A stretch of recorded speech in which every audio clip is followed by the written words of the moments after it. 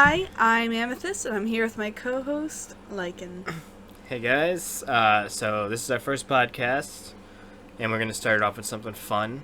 This weekend, we went and saw Scary Stories to Tell in the Dark. Now, the two of us, as kids, we grew up with the stories in the books, and it was really fun as young adults to see those stories come to life. So hopefully we'll talk about the movie, kind of give our personal reviews, and if this goes well, perhaps you guys can discuss with us in the comments. Sounds good.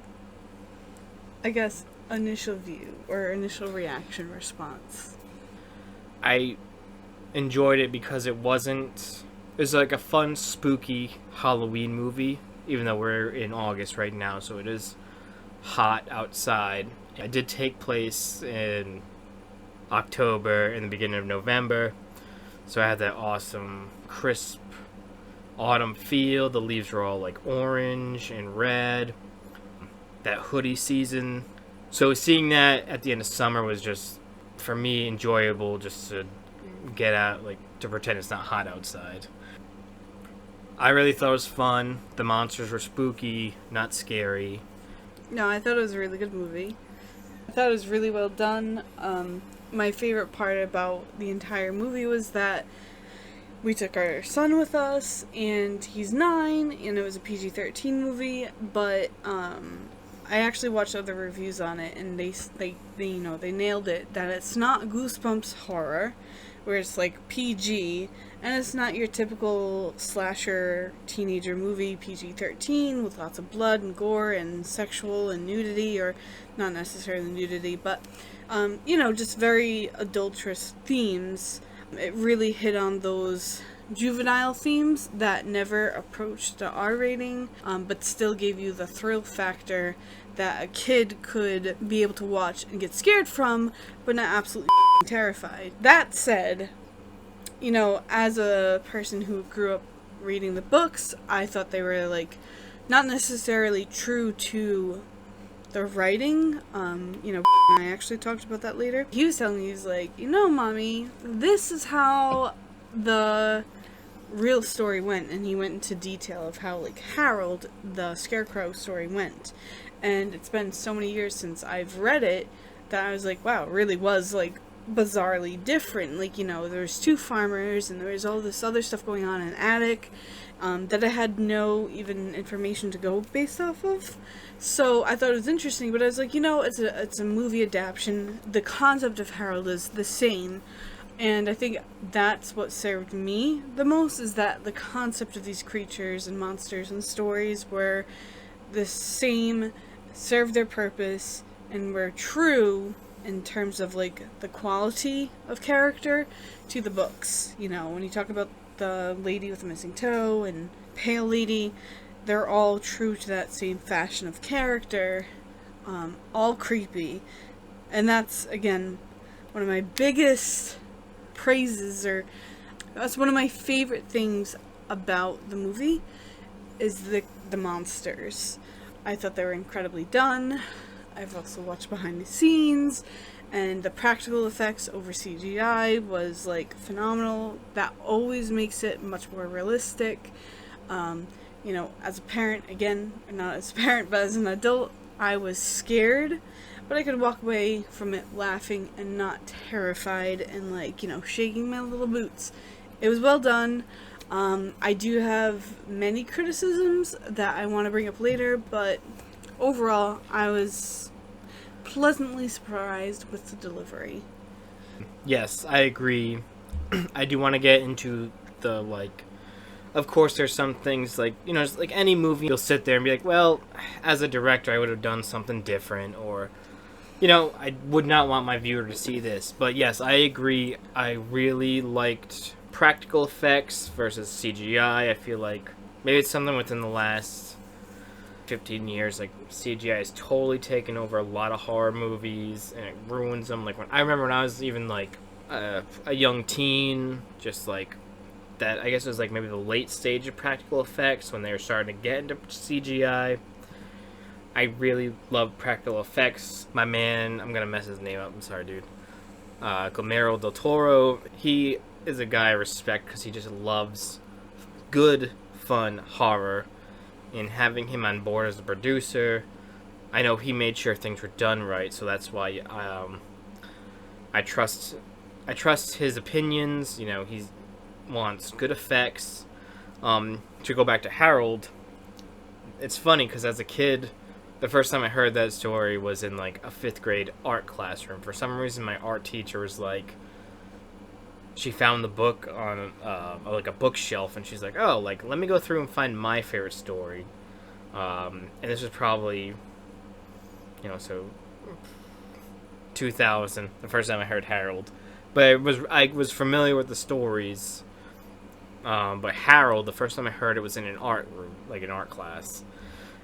And that story gave me nightmares as a kid. I was so afraid of anyone that's... If you've seen the movie, and like Amethyst was saying, yes, it is different from the book, but like the story, but still a very fun way to be attached to that story. Harold, yes, in the movie, he's like beat up and stuff, and then he just randomly comes to life. And I think, again, it's been so long since I've heard the story, but I believe it's more funny. It starts off, he's like dancing and stuff, and the two farmers that have him, I think they named Harold after, and again, I could be wrong. If I am wrong, feel free to correct me.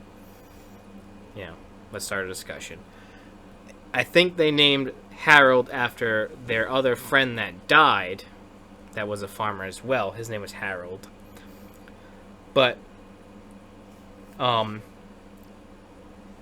it's scary because the scarecrow comes to life, and he's just like goofing around. The other two guys, the two farmers, are scared as hell. So they're dealing with him, like, jump to the end.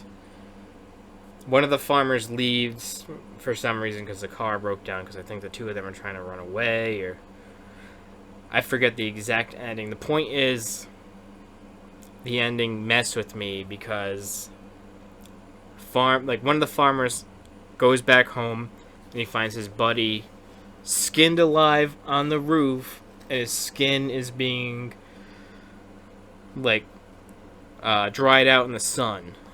So that scared me because like Harold wanted to like wear his skin, whereas in the movie we get a more fun, still scary effect where like the victim, will say, because I don't know, for anyone that has not seen the movie, the victim becomes a scarecrow, and we don't know what happens to Harold afterwards, because this is still like just a new take on the stories. I actually want to talk about that in itself, because I think I went into this again, they introduced all the characters, very, no offense, it is one of my critiques, but very generic, cut and paste characters. The nerdy girl, the annoying nerdy guy friend, the know-it-all smart guy, the mysterious boy, but they're all misfits. Granted, okay, I can get into that later, but given that presentation of all these different characters, I was like, okay, this is another Goosebumps type story. Not expecting much with the gore and the horror, like maybe just some jump scares. But as soon as they went into that first scene, when Harold comes to life, we get that character who's walking around, and they're building the suspense, he keeps popping up.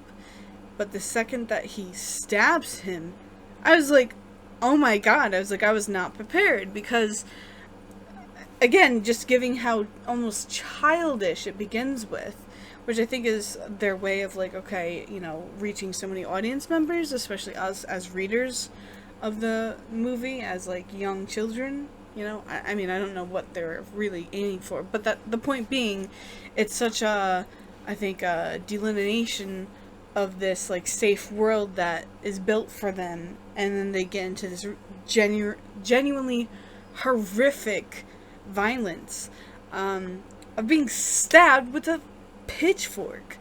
But what I liked about it is that, again, being there with our 9-year-old son is they didn't do blood and guts and, you know what I mean? It was not that typical approach. And it's funny. I don't know if you'd be able to cut into, like, put a picture up here.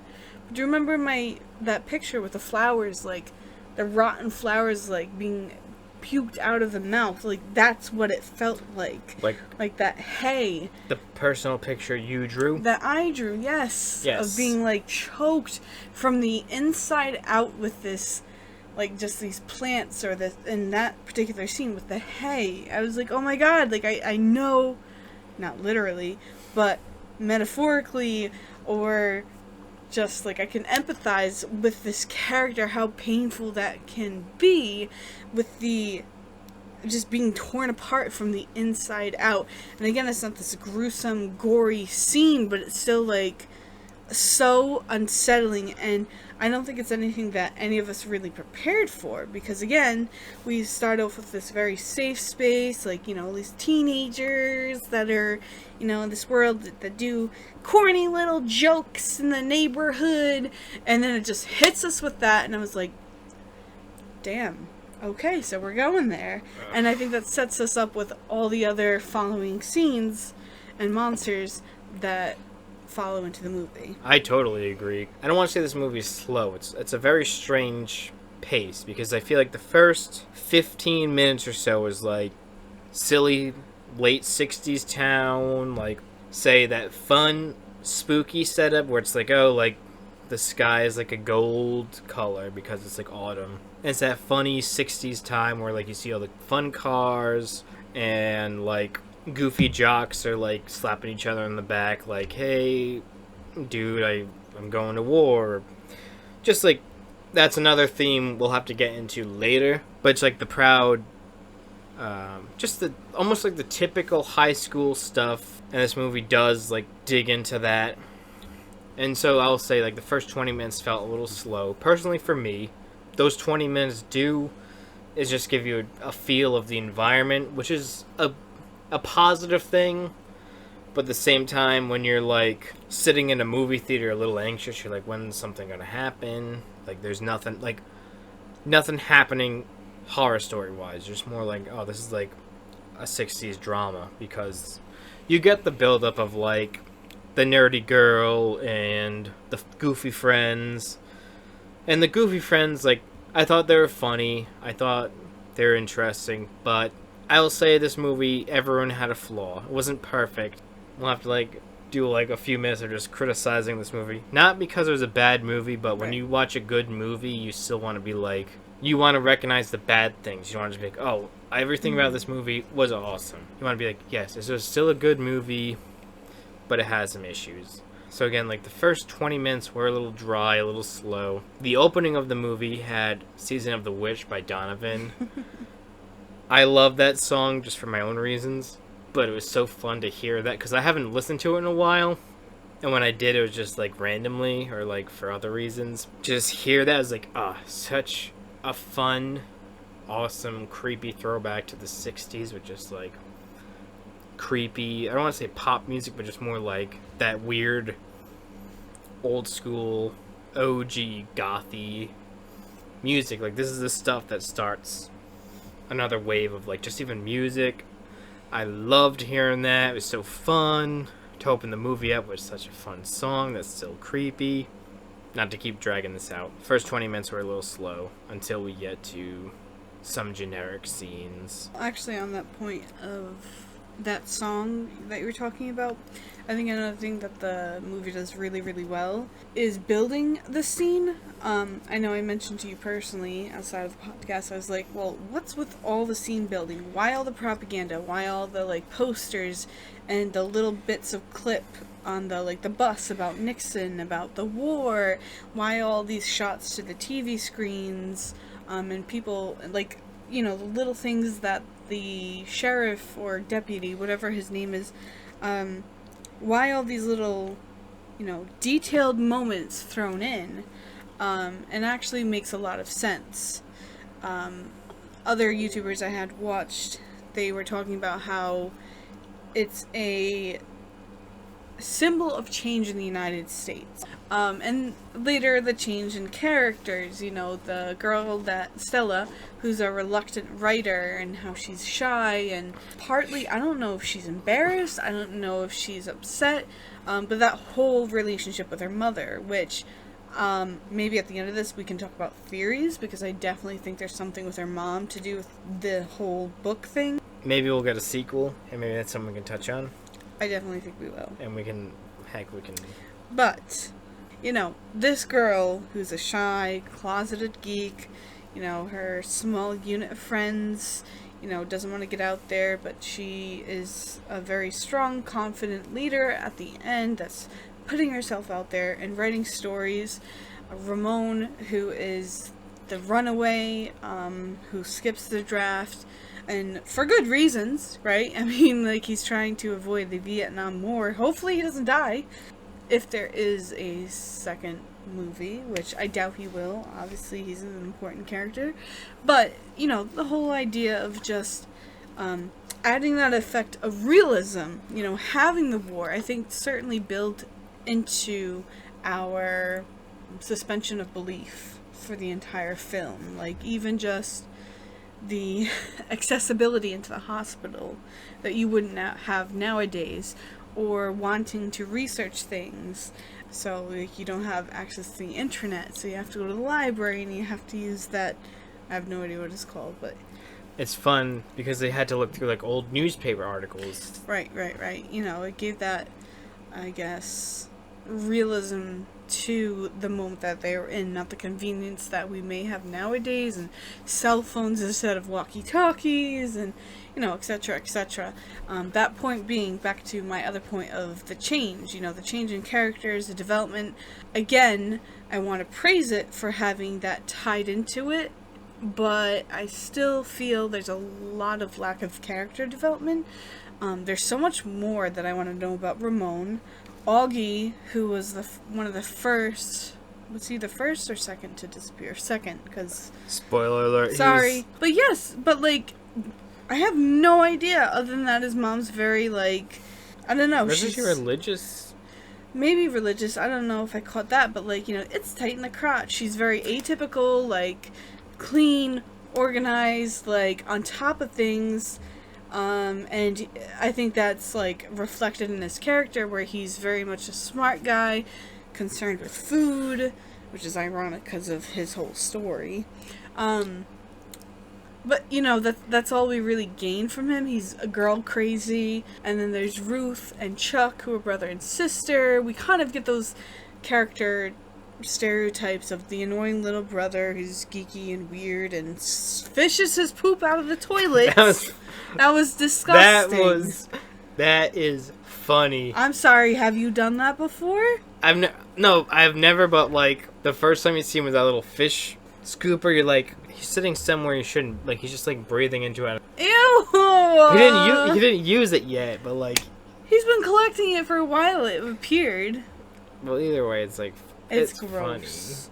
Funny. It's gross! No, it's funny. It's disgusting. I feel like we'll get into my thoughts. Anyways, my point being, you know, they're very shallow characters, and I'm saying this in hopes at the moment. I really do hope that they dive into the characters more, especially Stella as in the central character, learning more about her dad and her mom, and, you know, maybe where she gets this inspiration from, why she is the way she is. I mean, you get introduced to her with all these, like, creature features and all the posters in her room, all the monsters. It's like, okay, well, why is she the way that she is?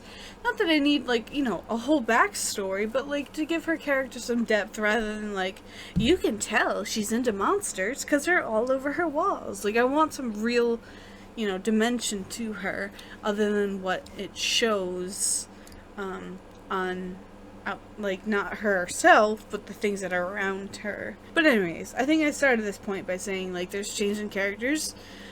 We do see that with Stella and Ramon, even with Ruth, right? Because at the end, she really comes around and she's like, you know, I'm on board. I'm, like, with your project. You know, I'm gonna go with you. I know what happened because I experienced it. But really, that's really the only changes we get to, I guess, experience. So, Stella, I think she was a good character, but at the same time, she had a lot of flaws. And it's hard because I'm trying to sit here with 2 points of view where I'm like, yes, it's like, realistically, it's like a hyped up teenager dealing with monsters, but at the same time, she does a lot of foolish things. I'm just gonna side with her because she's like she's like the main. She is the main. We'll say she's the leader of the teenage team. The teenage team, yo. She's the central character of the movie, of the film. She's like, teenage team. She's the main character. I mean, I'm surprised, I liked that she wasn't forced, and I just say that because of the time we're in right now where people are like, oh, a female lead? What? It's just like, if you've ever read, like, an IGN comment section on Facebook, there's, like, a bunch of dudes up there that are, like, dumb and... I suppose that's true. And I'm not saying, like, what I want to stress is she is a good character no matter her gender. Right. But in this day and age, to be, like, a good female character that's not forced is good. Like, I think I would put her up there with, like, teenage Ridley almost. Like, just in the sense where it's, like, she's just good. They aren't trying to market this movie as we got a female lead. Yeah, I never got that sense, because, like, I didn't even realize it till you said it. I was like, oh, yeah, it is. And I don't mean just, I just want to throw that out there, because of this movie does stress a lot of political views, and in our current situation with our own, no matter your political situation, you want just a good character. She was a good character with a lot of flaws. I do want to stress that. She had flaws where I'm sitting there as and again, maybe it's because the difference between was she 15 or 16? She was riding a bike, so 14 she was in high school though, yeah. So between a 14-year-old to me being a 28-year-old, it's of course my thought process is different. There's a scene where she's trying to warn someone. We'll just leave, not to give a spoiler, but she's warning, one of her friends on the radio, She's warning her friend on the radio about a monster, and instead of her clearly being like, don't do the activity this book saying you're gonna do, she's just like, don't. And it's a lot of that, almost teenage anxiety where you're just as a parent, you're just please stop, or even as an older person talking to a teenager, please get your thoughts together. Of course, I remember being a teenager, and I'd probably do the same thing, or I'd be yelling, either yell anxiously or yell in a mean way, don't effing do that thing. And why? It's hard. Alright, spoiler alert, I'll throw that out there. And I get a funny look, because I don't know how else to describe this without a spoiler, so, we'll have to put a timestamp in here. I think the whole thing should be a spoiler, because I really want to talk about this, because I have so much that I want to say. Spoilers. Augie, her friend, he's a funny character. He dies when he finds a toe in the... Well, we don't know that he dies. Right. He disappears, because that's the whole... is her finding him. She tries to warn him not to eat anything. Read it to him. Just fucking read it to him.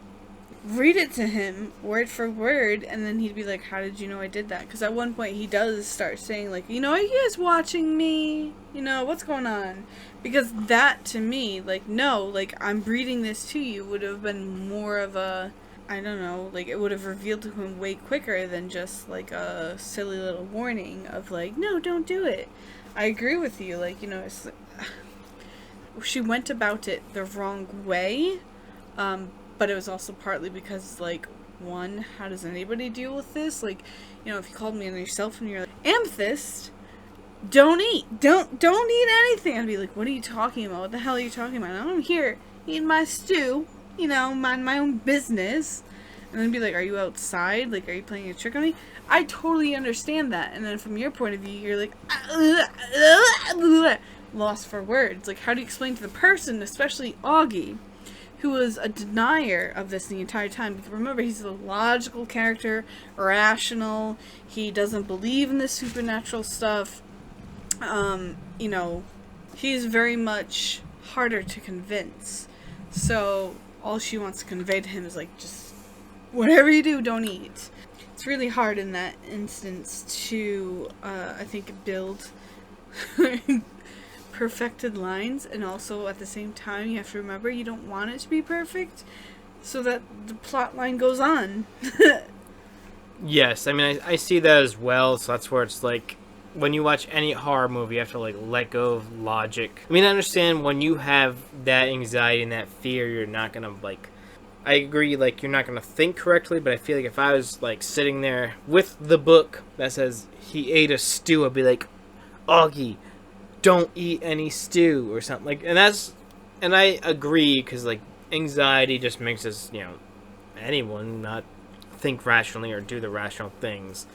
But I think it was frustrating because in that scene, Stella is with Ramon, and the two of them are both like, oh, like, he's almost like calmly like, yeah, man, I'm reading the book and it's like writing itself. But he's not like, oh, the book that's writing itself says, like, you're gonna die from eating stew, or I don't want to say die. I shouldn't keep saying die, but you will have a negative impact from eating stew. Okay. If we really want to go into character flaws, let's talk about something that Bowser brought up, which I thought was, like, a really amazing point. Like, probably one of the biggest things that I overlooked, right? So at this point, the scene that I'm about to reference, 3 people have been affected by the story. We have the Scarecrow Harold, we have the Toe Lady, and Ruth with her spider bite. So then they enter the hospital. And then Chuck is like, board with you. Chuck is like, y'all, I've been having dreams. This book has already taken 3 people. I don't feel safe doing this. And they're like, dude, we have to. Sorry. I was like, dude, you lost 3 people, and you're not gonna, like, take him seriously right now? Like, what do you mean? So they literally leave him alone, a perfect time for scary shit to happen. And like, you know, like I said, Bowser's the one that brought it up. He's like, they didn't even care. They didn't even care. They didn't give it a second. They're like, we gotta know her medical records. It's like, okay, but... I totally agree. Man, I don't mean to jump in, but, like, go for it. Totally agree. I have to agree with that so much, because Chuck, he was a goof. He was a good guy, though. He was my favorite character. Chuck, was so good. Because he was, like... gross, but good. Gross, but good. I agree. He's the dude that's fishing poopy out of the toilet. And that's what makes him a funny character But he stood up to the bully, too. He planned it. He's like, let's go after the bully. That's another thing. The bully gets his, but Chuck was the guy. I wish I was his friend in real life. Like, Chuck's my dude. Point is, that hospital scene, he's talking about it. Like, he's like, oh, I've been having a dream about a woman in a red room. They even in the movie foreshadow it when he's like in a closet and he opens it up and he like looks into... He was the first one that was even knew there was something off about the house. Yes, you're right. And that's why he was fun, because he was still like, he wasn't like some logical, like, smart guy. He was a believable teenage goof that's like... Yeah, yes, I agree. He's almost like Shaggy from Scooby-Doo. Like, I like him the best. And that's the thing that pissed me off so much about his... Again, I don't... Like, maybe not death, just his ending in the movie. His, like, what if, like, where is he? Stella and Ramon are running through the hospital, and he's like, I don't feel good here. I don't... Yes. I do, on that note, sorry to interrupt you, but, so I know you said that was one of your favorite scenes in terms of, like, suspense, and, you know, it reminds you of video games where it's like you can't escape it. But at the same time, I do feel like it was one of the most anticlimactic in terms of like, okay, with Harold you have the pitchfork and then just that gruesome like hay scene with the toe. It's like, you know, he was peeking over the bed thinking that maybe she was on top of it. I knew she was under. Sorry. Spoiler. But I mean, like, but it's still, like, I was like, just peek, just peek, just peek, just peek, just do it, just do it already. Until Augie was caught. But with, Chuck, you know, it was more so, like, you're already trapped, just do it, but it was so slow.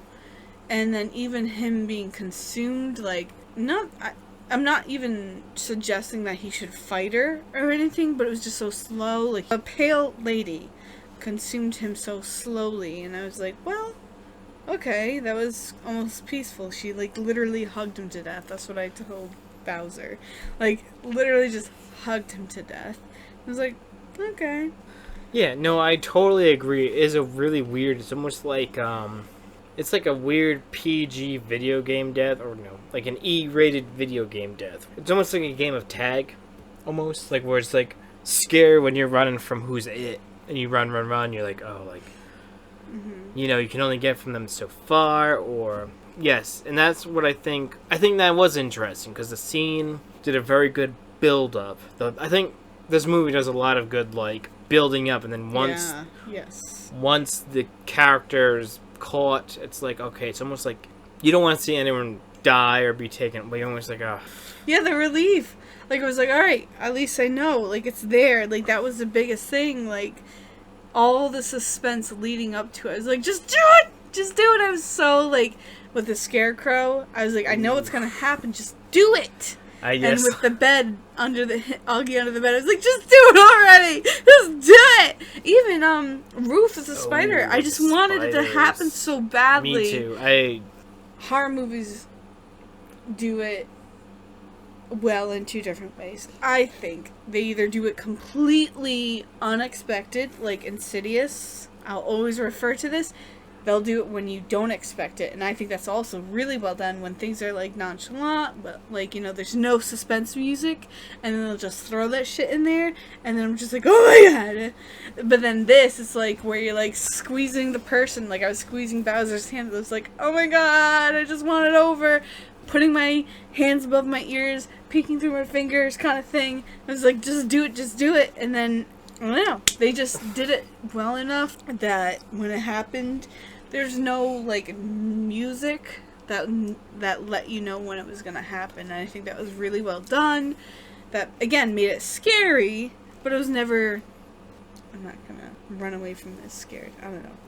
There's some spots that were scary. I think the toe woman, or I think refer to her as the toe creature, the toe monster, she visually scared me, but not, like not something that haunts me, but, like, that was scary. The pale woman was a fun, spooky, scary thing. Not in the sense where she was visually scary. Like, if I just saw a picture of her, I'd be like, oh, like, that's weird.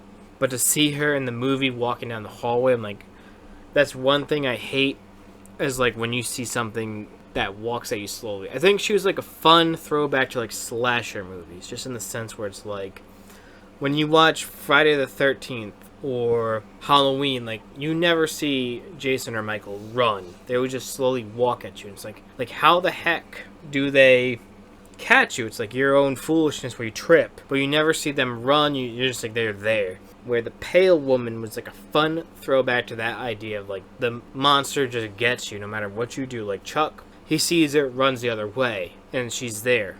Then he runs another way, and he has like a 4-way hallway, so he's like, it's not like 2 directions. He's run 4 ways, and then he actually runs down another hallway that has 2 ways. It's just like, that scene was just anxiety. Just pure, like, I know it's gonna happen, but I'm just really hoping maybe he can run by her. But then his ending in the movie was very peaceful. She just gives him, like, a big hug and, like, sucks him in.